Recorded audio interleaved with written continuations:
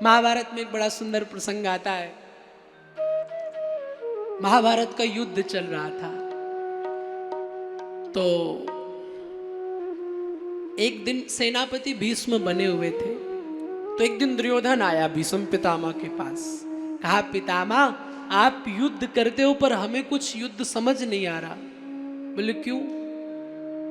बोले युद्ध करते करते आपको 5 दिन हो गए पर आज तक पांडव एक भी नहीं मारे गए, जो भी मारे जा रहे हैं कौरव मारे जा रहे हैं।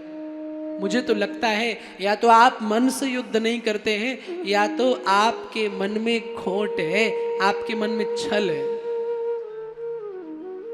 और वो ब्रह्मचारी पितामह जैसे ये बात सुनी क्रोध में आ गए। दुर्योधन, मुझ जैसे भक्त पर, मुझ जैसे ब्रह्मचारी पर ऐसा दोष लगाते हुए तुम्हें लज्जा नहीं आती?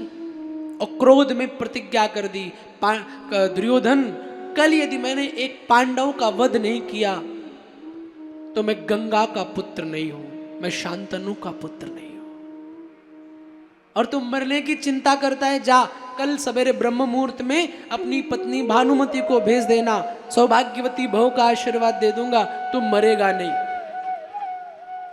अब जैसे ये बात पांडवों को पता चली, सारे पांडव रोने लगे। क्यों?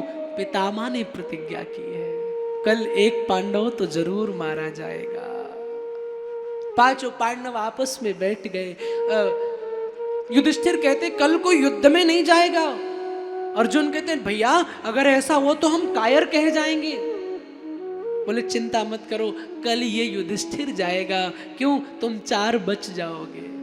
अर्जुन कहते नहीं मैं जाऊंगा, भीम कहते नहीं मैं जाऊंगा। पूरे परिवार के प्रति कितना समर्पण है, कितना संगठन है।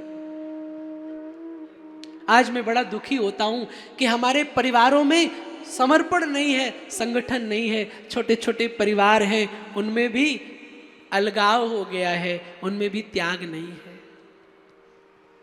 समर्पण परिवार के प्रति कैसा हो, पांडवों से सीखो ना। आज चाचा भतीजे से लड़ रहा है, भतीजा चाचा से लड़ रहा है, भाई भाई की लड़ाई हो रही है छोटी सी दौलत के लिए। एक प्लॉट क्यों ले लिया तुमने? मुझे इतना फुट चाहिए, मुझे ये दुकान चाहिए, मुझे ये खेत चाहिए। बोलो ऐसा हो रहा है कि नहीं? और इतनी कथाएं सुनते हैं, उसके बाद भी ये स्थिति है। कितने दुख का विषय है। जो लोग एकता की बड़ी बड़ी बातें, समाज के जो कार्यक्रम होते हैं ना, समाज सेवा के, जो वहां पर जो लोग एकता की बड़ी बड़ी बातें करते हैं, देखो ना उनका घर भी टूटा हुआ है। मेरे प्यारे, परिवार के प्रति झगड़ा मत करो, क्योंकि परिवार का चयन आप स्वयं नहीं करते हो। परिवार तो भगवान का दिया हुआ एक गिफ्ट है, एक उपहार है। खुशनसीब होते हैं वो लोग जिनके परिवार में एकता होती है। पांडवों से सीखो कैसे परिवार में एकता है। जब पांडवों का अज्ञातवास हुआ था ना, तो राजा विराट के यहां जो धर्मराज है वो जुआरी बन गए। जो बाहुबली भीम है वो रसोइया बन गए।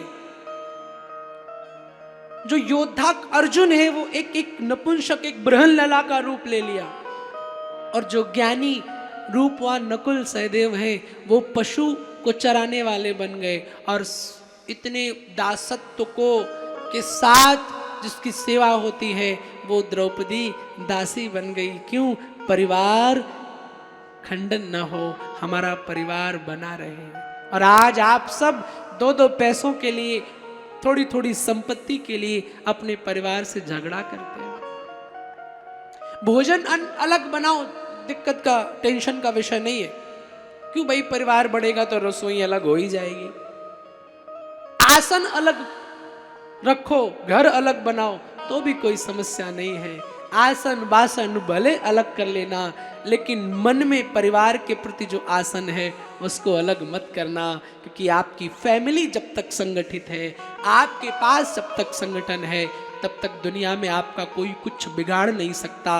और भगवान भी उस परिवार पर पूर्ण कृपा करते हैं जिन परिवारों में एकता होती है।